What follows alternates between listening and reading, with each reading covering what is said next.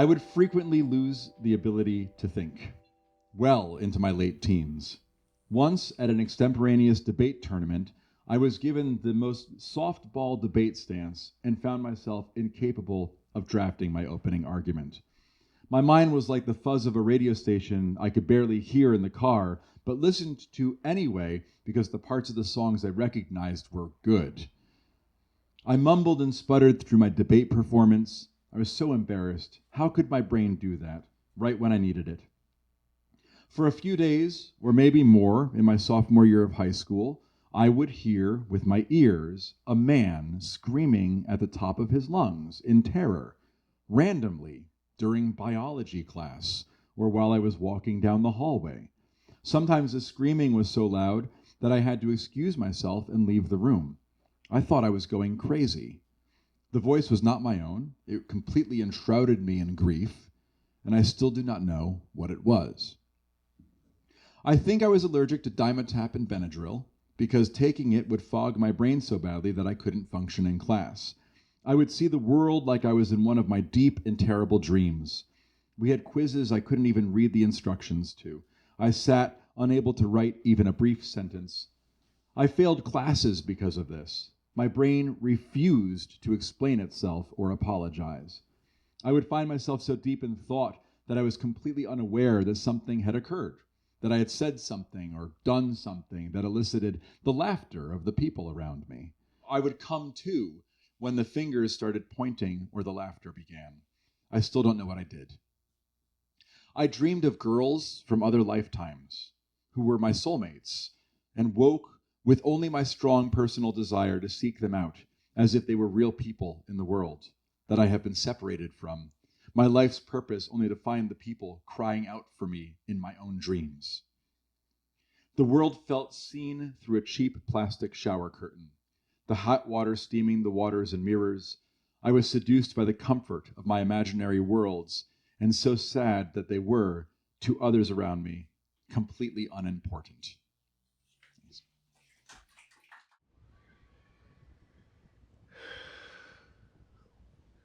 Oh, hello. Sorry I wasn't here to greet you. I'm kind of struggling with all these changes.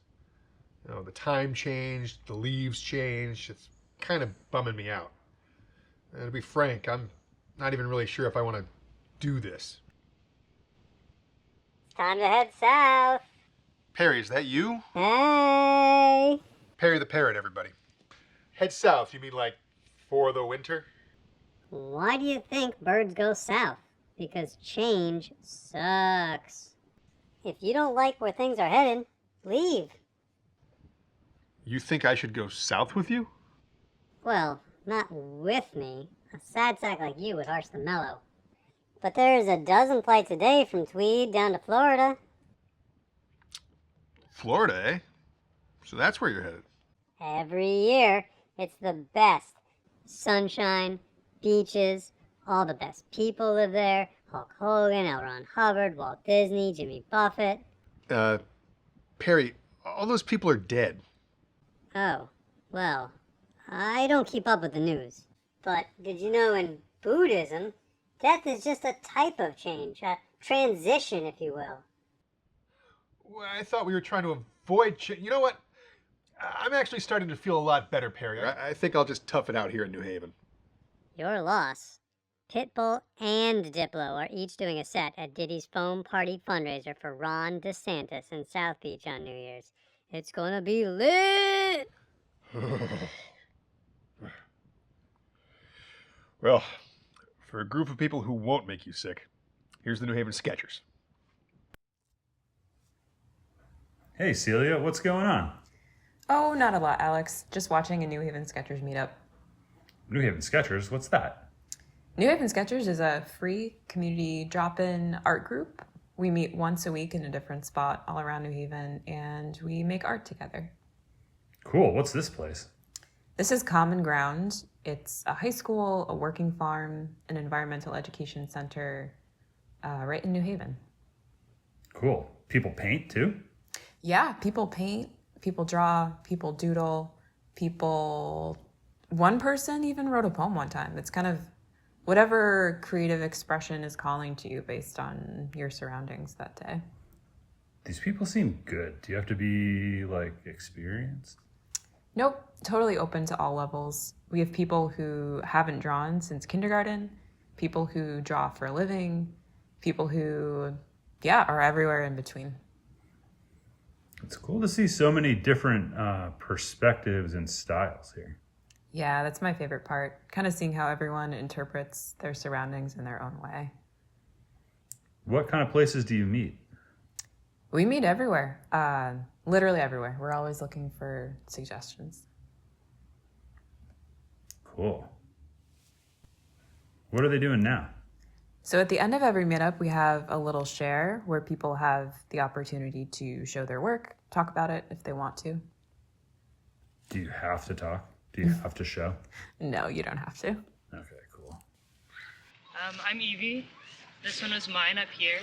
I got here pretty late today, so I just wanted to focus more on kind of the fall colors and try to figure out how to capture as much texture and kind of space as I could in that amount of time. All right, this is cool. I'm in. How do I do it?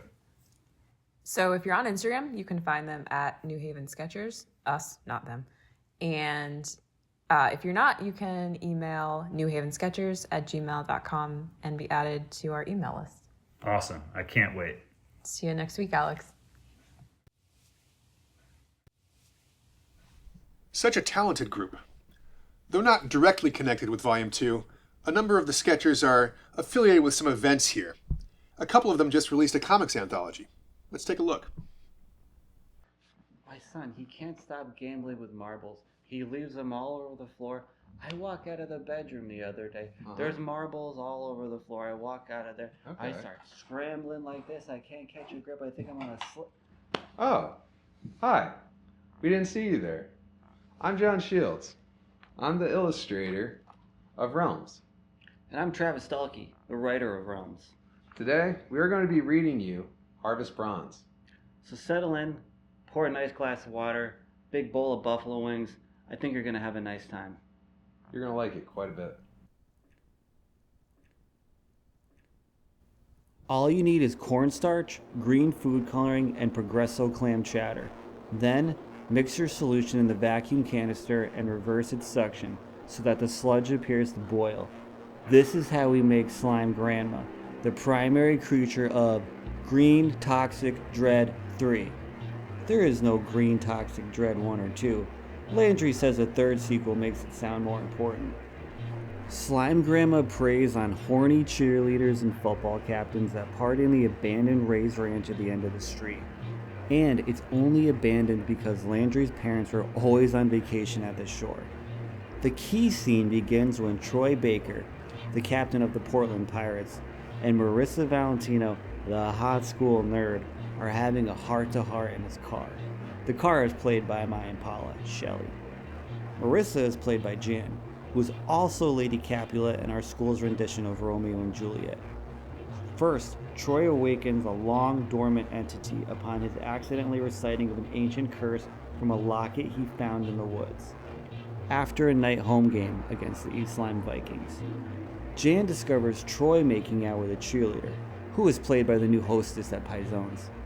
Troy's throwing arm is then severed by Slime Grandma's table saw. Slime Grandma vomits the arm out all over a horrified Jan. The cost of the scene's required projectile barf is upwards of $5,000, which we cannot afford unless I work both Fridays and Saturdays at Paizones for the next 100 years. Or we can dump your Impala in the quarry and use the insurance money. Just think, when Green Toxic Dread succeeds, you'll have the money for 2 Impalas, both Harvest Bronze. Think of this as an investment. How am I supposed to get around? Harvest fucking Bronze. The quarry is a spot for high school kids to finger bang and skinny dip and drink stolen beer. There is a reef of Schaefer cans at the bottom, according to Alan Whitman, who swam down there once to unsuccessfully retrieve his grandfather's Rolex after it slipped off his wrist. 10 years ago, a kid on vacation from Canada was learning to swim in the quarry and drowned in front of his family. We wait for a night to be overtaken with cold drizzle. I say goodbye to Shelley, laying my hand on her metal frame. Jan brings her brother's 20-pound barbell. Let me do it. Think of the scene in Old Yeller as I put her in neutral. Rain thickens to dress my snot tears as I place the barbell on the pedal. Shelley's engine roars, burning all the premium gas I filled her with. I disengage the parking brake, and we watch the taillights jostle through the bushes and head toward the cliff's edge. It reminds me of a plane crash I saw on TV once. We wait for a wet smash that doesn't come. She's stuck, roots catching her. Shit, let's go! Oh man, I can't go back to jail. You have to climb down there and finish the job. If I fall to my death, finish Green Toxic Dread without me. I wish we had the camera. With rain splattering my vision, I struggle down the bank, down the ladder of roots, unsure which are attached to the forest above. Below the quarry is a void, a sea of crude oil. I kick at a root, bracing Shelley from the water. Damn! Let go. Please, just let go. Just let go. Below us, the quarry parts. It takes 3 kicks for Shelley to fall from the edge. Then, through the boiling surface, I see it. At first, I think it's a tire or an eel made out of tires. Every inch of my skin is covered in mud as I tell Jan and Landry what I saw. Wide set eyes, lobster tentacle whiskers, and teeth like carpet razors. Forget the grandmas and the haunted houses. Our new film is about the Leviathan of the Portland Quarry. We divide the last of our budget between chicken cutlets to bait him and a red spandex swimsuit like they wear in Baywatch for Jan. I write a backstory about how the beast is the werewolf of a local teenage girl played by Jan. Haha, hey babe. On moonless nights, she slinks into the quarry, awaiting fresh sacrifices. Haha, hey babe, my swimsuit slipped off. Haha, babe. We break into the marina to film Troy as a one-eyed fisherman obsessed with catching it. He stands at the bow of a boat that isn't ours, holding Jan's father's gun. Every night until the end of summer, we wait for the beast to reemerge. We wait with the camera, drinking beers, watching pale high school kids haunting the woods below. Eventually, it's just me waiting. Jan gets an internship at Yale. Troy starts working at the marina.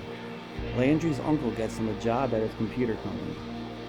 The last thing I shoot is August sun setting in the quarry. I had recorded this over scrap backstory of the slime grandma, which consisted of my own grandmother attending to things around her house. The film repeats Troy, Landry, and Jan waiting in when the water was still warm. I search for the Leviathan through the footage of our tube socks and sneakers in the sand. My friends are drunk, and so am I, because of how the frame shakes. I search the footage for something dark in the glitter shreds of water, but past me always pans up to the shimmering orange. Then it cuts to my grandmother, stirring an empty bowl, looking out her kitchen window at something that was happening outside. Thank you for listening. If you're interested in purchasing Realms, it has 4 other short stories in it, and it can be found by reaching out to this email address here. I've been John Shields. And I've been Travis Stalkey. We'll see you next time. Thank you for listening. So as it turns out, they weren't even marbles, and I don't even have a son. What are you talking about? Wow, what a story. Reminds me a bit of Bryan Adams' Summer of '69. Though I don't think that song was a direct influence on this comic, I know Bryan Adams is tremendously important to John and Travis. And to me. I still get teary whenever I hear Everything I Do from the Robin Hood movie soundtrack. Pure poetry. And speaking of poetry, earlier you heard a poem from Brian Ember, who runs Open Mic Surgery. It's a poetry open mic that occurs every Tuesday here at Volume 2. It's one of our longest running events, and Brian just put out a 3rd volume of poems from that group. Let's hear one of them. While you were away, the trees outside your apartment grew a few inches. The fireflies serenaded each other as the sun set, An endless stream of strangers flowed in and out, up and around the bounds of Whitney Avenue, just beyond your doorstep. Reality blooms from the cracks of the sidewalk to be trampled underfoot hundreds of times over. As we'd walk down the road, I would spend centuries explaining the intricacy of the plants around us to you, insisting the daylilies would have lived and died by the end of July as they did year after year. My mother would still have loved you, my father polite and contrite with whoever I would invite to greet him. If I was able to wait an infinity more, we could have recovered cigarettes from the ashes of our love, take another drag, tell each other I love you as we left chemtrails up and down the avenue for the locals to complain about as they went about their business around our bubble. For a while, it wasn't any trouble, waiting out the end of the world with you. Recovering cigarettes from the ashes of our love, taking another drag, dragging out to the current image of me, alone on my porch, gagging on a joint instead of our sakes, huffing the dirty midnight air, screaming to the moon, or perhaps to a half-baked memory of you, something along the lines of sweetie pie, oh sweetie pie, how bitter sweet it has been to notice weeds growing from the stairs leading to my doorstep. How sad it is that the trees don't feel out of place anymore. For the first time in a century, I feel at peace walking under their shade, like I did in college, like I did before I met you. You know, I've been hearing a lot about change around here lately. Changing leaves, the changing time, and so forth. And as a quarter, it might not surprise you to learn that I know a thing or two about change. And I don't just mean the obvious pun of changes in alteration or transformation and changes in loose change, although that's right there. No, I mean the way I've changed hands and changed people's circumstances through the purchase of goods and services. Yes, the life of a coin is one of constant change. It's part of what makes my current circumstance in this box so persistently vexing. But the change I'd like to talk about today is the ultimate change. Final change. As you may have heard, the U.S. Treasury recently announced that it would no longer be minting the humble penny. Now, you might not know this, but to stop being minted is, for my people, akin to death. Perhaps you're asking, but aren't there hundreds of billions of pennies still in circulation? Yes, but that's not how it works. How dare you presume to tell me that? Now, I'd like to have a brief moment of silence for my friend, the penny. Thank you. That was for me both very hard and tender. Fitting tribute for a coin. Thank you.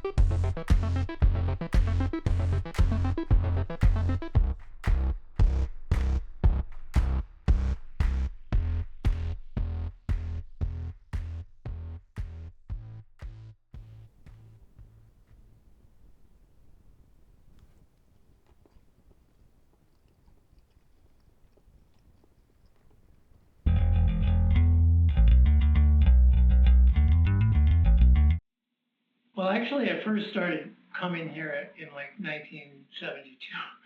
72. I used to go to the beach a lot and at Hammonasset. I used to hitchhike down there, and I met this kind of thin-looking, strange girl from North Haven on the beach who happened to know a childhood friend of mine who was a lifeguard there at Hammonasset. So, I mean, I guess I started, as I was talking to him, I started talking to her. She was from North Haven. She took me to, and it kind of introduced me into New Haven. We hitchhiked from there into the city, and that was like 1972 or something around there. You know, told me where all the bad neighborhoods were and like the bad stuff, like the YMCA was bad. You know, right around that corner was a bad place to hang out. And, you know, and then I started coming to shows here. I did not see the Doors famous incident at the New Haven Coliseum, but I did see Frank Zappa at the New Haven Coliseum in the same place, and we got in for free, me and my friend. This is probably, I don't know, 1973, something around there. One thing that never changes? I love hearing stories about the old days. We'll be right back.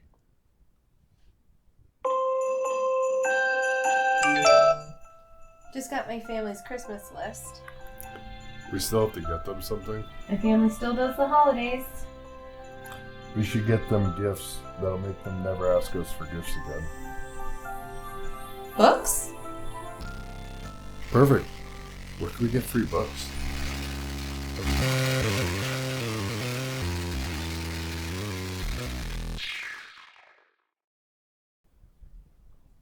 Let's hear another poem. Before I knew you, mountains and trails were faceless amalgamations of browns and greens. Since then, every step, every hill, every mountain and dale had a song. Would I know you'd be whistling and humming, an infectious energy as I know I'd be humming along too. Before I knew you, sleepless nights were not only common, but also these unsolvable, puzzling paradoxes I never would be capable of solving.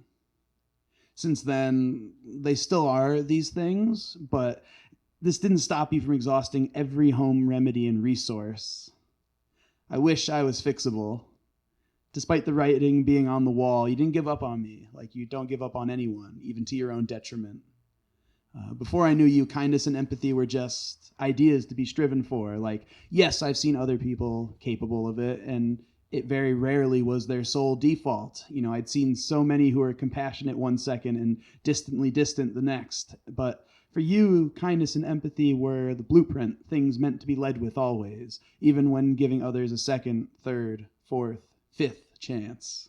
Since then, I've asked myself quite often, what would Kevin do? And then I did it as it was the right thing to do, and it was the kind thing to do. You know, I think of Silverstein's Giving Tree a lot these days, and it hurts knowing this tree, always smiling and facing the sun, has been plucked and hollowed by thoughtless, careless apathy, cynicism, and the politics of greed, a cornucopia of corporate hoopla, you know, despite the love this tree felt for all. Part of me wishes the old man did more than sit on the tree, and the tree was not content and happy being a seat. Sometimes I wish the tree took an axe to the old man for a change. I wish the boy, now a man, offered seeds to help the tree grow again. Not the same, maybe not even okay, but grown, tall, facing the sun contently yet again. And that's what I know you'll do. You'll find that spark and passion again. Maybe not here, and maybe I won't even hear about it, but that's okay. You know, no news can be good news, and I know you'll shine again because you're Kevin, so be good, Kels. Be good. Thanks. Amazing. Well, I'm feeling better, and I hope you are too. We had a lot of fun here tonight. We visited the Skechers, we heard some poetry, we learned how tofu gets made, and learned a little too much about the state of Florida. And we also learned that change might be inevitable, but one thing that's always going to be the case, the books here at Volume 2 are free. Have a good night.